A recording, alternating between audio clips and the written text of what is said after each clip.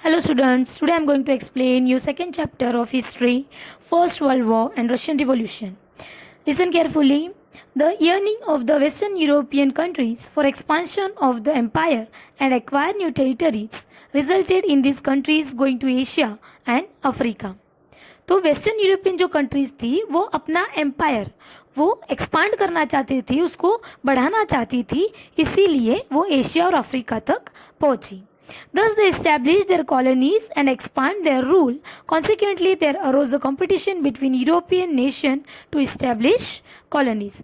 तो जैसे जैसे वो एक्सपांड करने के लिए एशिया अफ्रीका तक पहुंची थी तो यूरोपियन नेशंस में ही और भी जो कंट्रीज थी उनमें कंपटीशन स्टार्ट हुआ. This greed for colonization among the Western European nations caused the economic, social and cultural ruin of the Asian African countries. तो वेस्टर्न यूरोपियन नेशन का जो ग्रीड मतलब जो लालच था उसका असर एशियन अफ्रीकन कंट्रीज पे ये हुआ कि वो पूरी तरह से इकोनॉमिकली हो, सोशली हो या कल्चरली मतलब कि सामाजिक तौर पर, आर्थिक तौर पर या फिर सांस्कृतिक तौर पर पूरी तरह से बर्बाद हो गई. The result of this on world politics was such that the First World War, Bolshevik Revolution, etc. took place. तो इसी ग्रीड का मतलब ये जो लालच था इसका नतीजा ये हुआ कि फर्स्ट वर्ल्ड वॉर हुआ, बोल्शेविक रिवॉल्यूशन, ये सारी चीज़ें इसी लालच की वजह से हुई. So dear students, let's study about this details. तो चले इन्हीं के बारे में हम अब डिटेल में पढ़ेंगे. The Western European countries wanted to expand their empire in Asia and Africa. Their greed for colonization did not spare even their neighboring countries.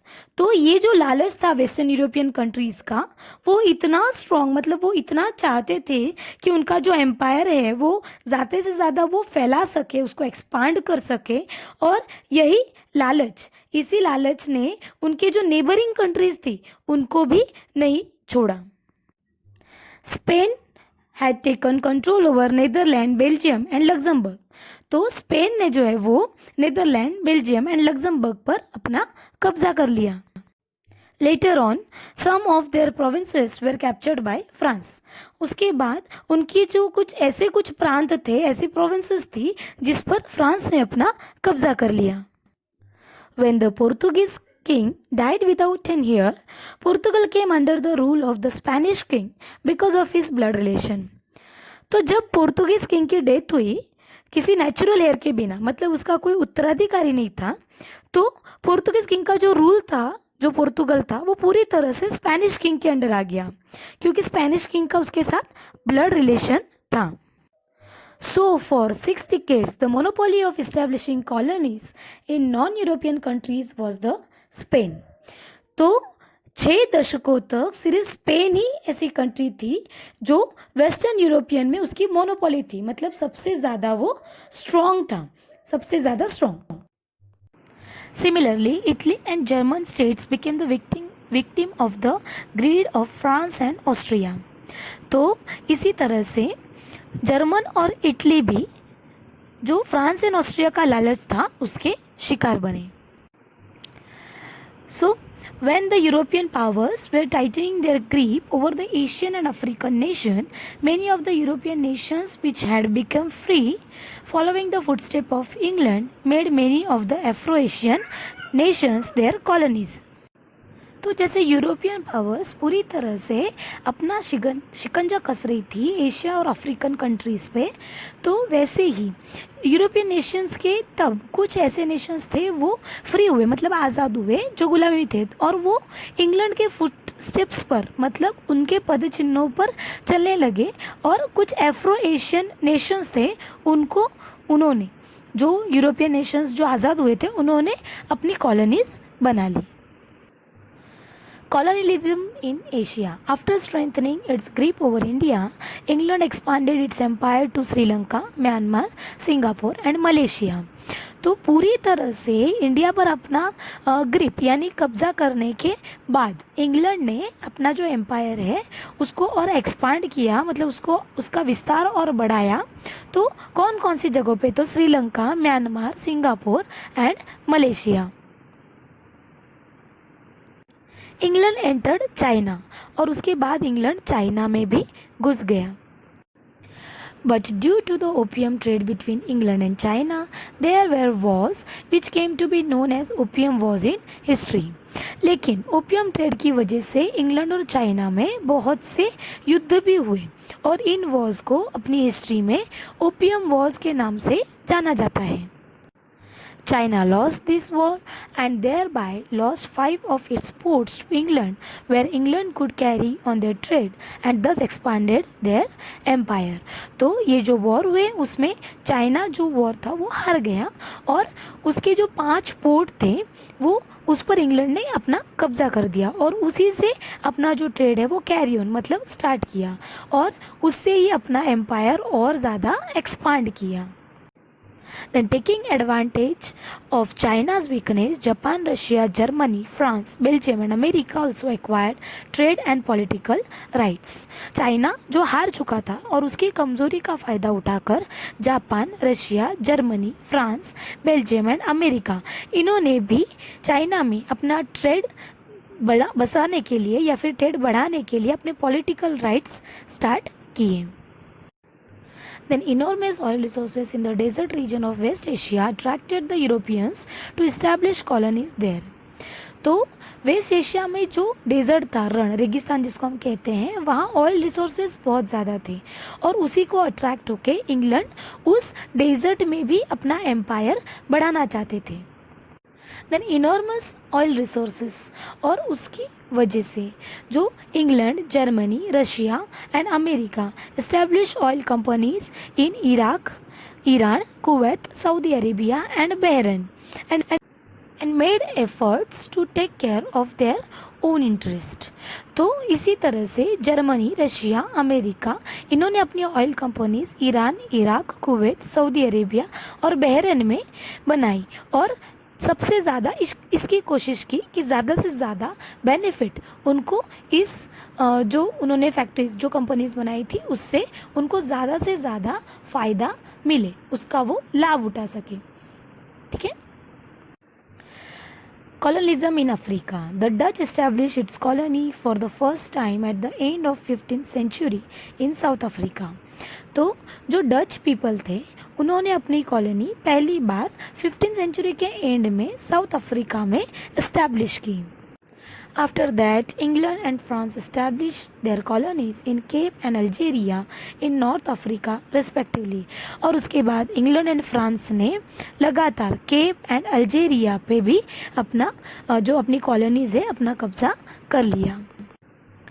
Then the vast provinces of Africa seemed quite suitable for acquiring raw material and selling ready products post-industrial revolution. तो ये जो सबसे बड़ा प्रांत था Africa, ये बहुत ज़्यादा सूटेबल था कि वहाँ से ज़्यादा रॉ मटेरियल सेल करने के लिए, और उसके बाद जो रेडी प्रोडक्ट है वो बेचने के लिए। ये कब हुआ? जब इंडस्ट्रियल रिवॉल्यूशन हुआ उसके बाद, because of which European countries completed to establish colonies. तो इसीलिए यूरोपियन कंट्रीज वहाँ अपनी जो कॉलोनीज है उसको इस्टेब्लिश करना चाहती थी। Then the King Leopold of Belgium seized the vast province of Congo and established their rule. तो जो बेल्जियम के राजा थे लियोपोल्ड, उन्होंने जो एक बहुत बड़े बड़े जो प्रांत थे कॉन्गो के, उन सबको सीज कर दिया, उनको अपने कब्जे में ले लिया और वहाँ पे अपना रूल उन्होंने इस्टेब्लिश कर दिया। England established its colonies in Egypt, some province of East Africa and some of South Africa. तो इंग्लैंड ने जो अपनी कॉलोनीज़ का वो एक्सपांड कर रहे थे, तो इजिप्ट में भी अपना कब्जा कर लिया। देन कुछ प्रोविंस, कुछ प्रांत जो ईस्ट अफ्रीका के थे और साउथ अफ्रीका, इन सब जगहों पे उन्होंने अपनी कॉलोनीज़ बना ली। Then France established its colonies in Tunisia, Morocco and West Africa province. तो ऐसा करते करते फ्रांस ने भी अपनी जो कॉलोनीज़ है उसको एक्सपांड करने के लिए Tunisia, Morocco and West Africa province पे अपना कब्जा कर लिया। Germany established its empire in some province of East and West Africa. तो जर्मनी ने अपने एम्पायर को बढ़ाने के लिए ईस्ट एंड वेस्ट अफ्रीका के कुछ प्रोविंस पे अपना कब्जा कर लिया। Then Italy capture the African province around the Red Sea. तो और इटली ने रेड सी के अराउंड कुछ अफ्रीकन प्रोविंस थे उस पर अपना कब्जा कर लिया। Spain and Portugal also seize some province of Africa.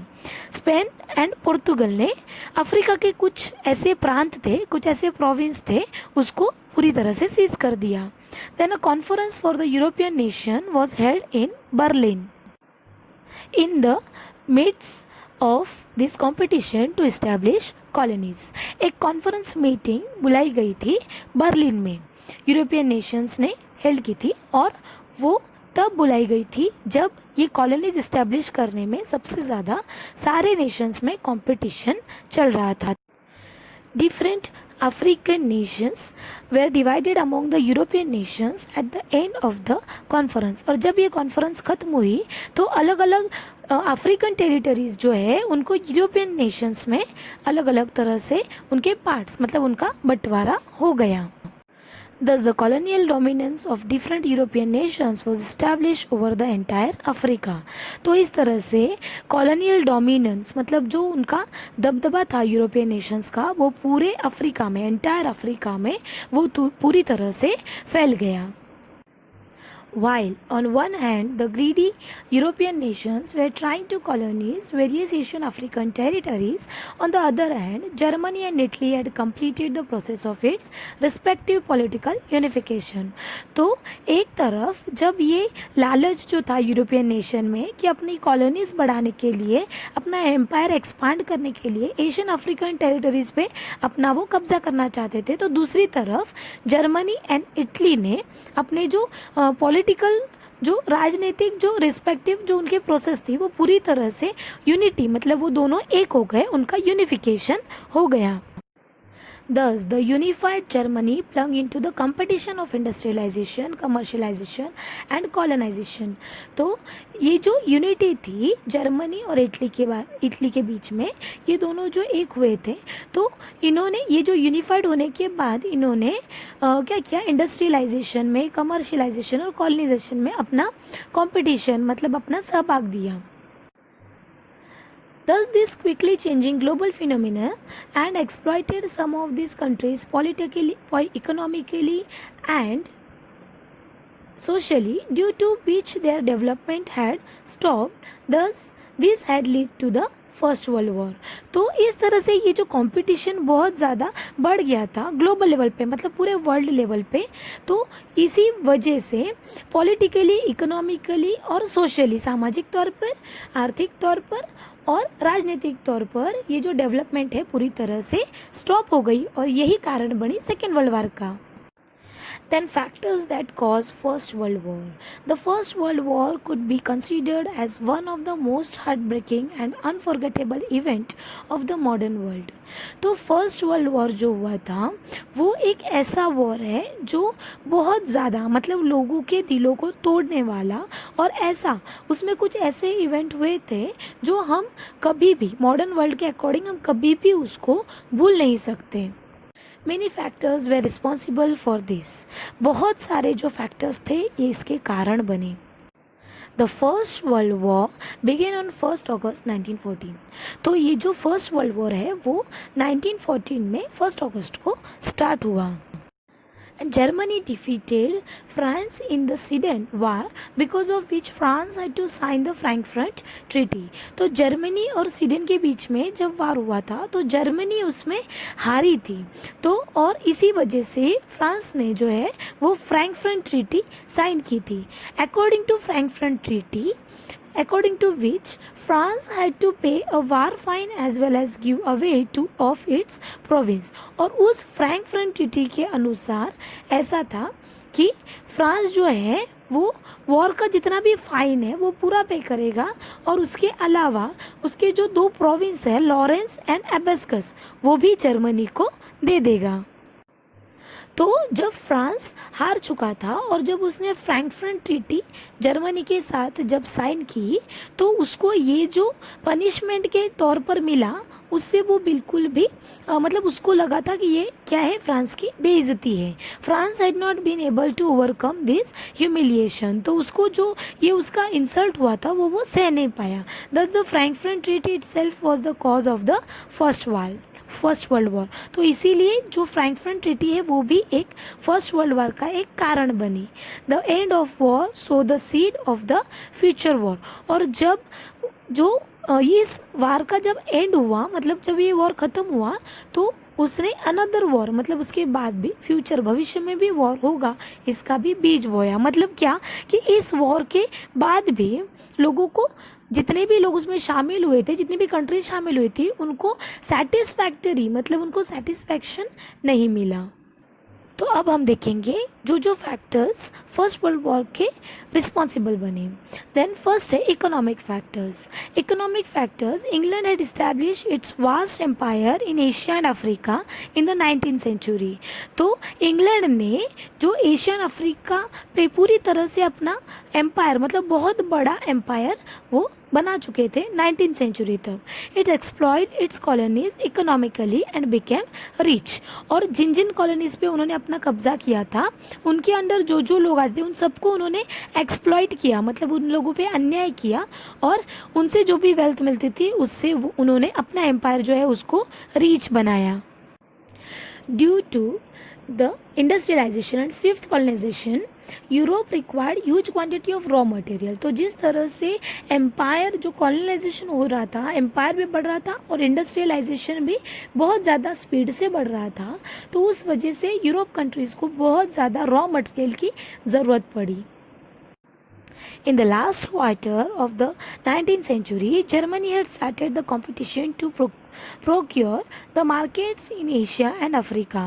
तो इस तरह से 19th सेंचुरी के क्वार्टर तक जर्मनी ने भी ये जो कंपटीशन है उसमें जर्मनी भी मार्केट में उतरी थी, तो एशिया और अफ्रीका पे पूरी तरह से अपना कंट्रोल करने के लिए Germany started supplying cheaper goods in comparison to England and France. और इंग्लैंड एंड फ्रांस के कंपैरिजन में वो एक चीपर, मतलब सस्ता जो माल होता है वो उसने मार्केट में बेचना स्टार्ट किया। Then the Afro-Asian markets that England and France dominated were thus broken up by Germany. तो एफ्रो-एशियन जो बहुत बड़ा मार्केट था इंग्लैंड में, तो फ्रांस के कंपटीशन की वजह से उन्होंने वो जो मार्केट था उसको जर्मनी ने तोड़ दिया।